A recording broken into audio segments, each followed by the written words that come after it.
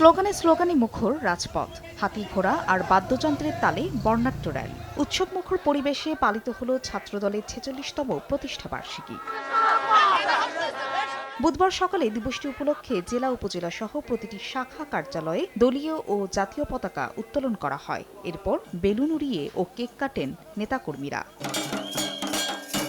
বিএনপির প্রতিষ্ঠাতা জিয়াউর রহমান ও চেয়ারপারসন বেগম খালেদা জিয়ার সাজে অংশ নেয় শিশুরা। এছাড়াও গ্রাম বাংলার আবহমান চিত্র ফুটিয়ে তুলতে কৃষক ও জেলে সাজেন ছাত্রদলের নেতাকর্মীরা।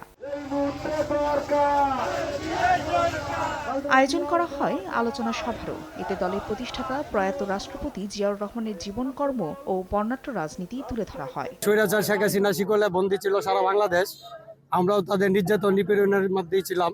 তারেক জিয়ার যে বাংলাদেশ যে বিনির্মাণ করতে যাচ্ছে, সেই বাংলাদেশে আমরা সকলে মিলেমিশে ঐক্যবদ্ধভাবে রাজপথে থাকতে চাই। গোলাবাজি করতে হবে না, এখন সুশৃঙ্খল রাজনীতি করতে হবে, এটাই বাংলাদেশের মানুষ প্রত্যাশা করে। ৩০ দফা আমরা বাস্তবায়ন করব, এই দায়িত্ব কারো হাতে নাই। দিবসটি উপলক্ষে ছিন্নমূল মানুষের মাঝে দেওয়া হয় গরম কাপড়। এছাড়া রক্তদান কর্মসূচি, মিলাদ ও দোয়া অনুষ্ঠানেরও আয়োজন ছিল। ফাহরিয়া ফারজানা, সময় সংবাদ।